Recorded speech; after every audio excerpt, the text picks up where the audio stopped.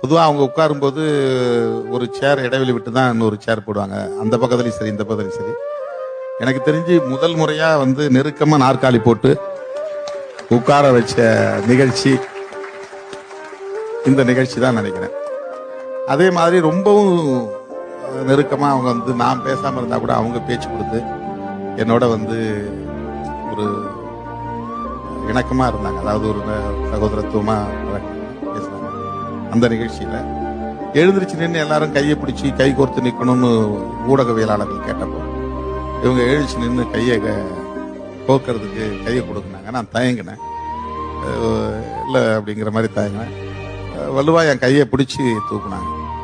அவங்க வந்து நட்புக்கு உரிய மதிப்பு அளிக்கக்கூடியது. நான் வந்து கூட்டணி விட்டு வெளியே போகும்போது அவங்க சொன்ன வார்த்தை ரொம்ப முக்கியமாக மனசில் அப்பப்போ எனக்கு தோணும். அவங்க சொன்ன வார்த்தை, அரசியல்ல அவசரப்படக்கூடாது தம்பி, திருமாவளவன் எங்கிருந்தாலும் வாழ்க்கை அப்படின்னு சொன்னாங்க.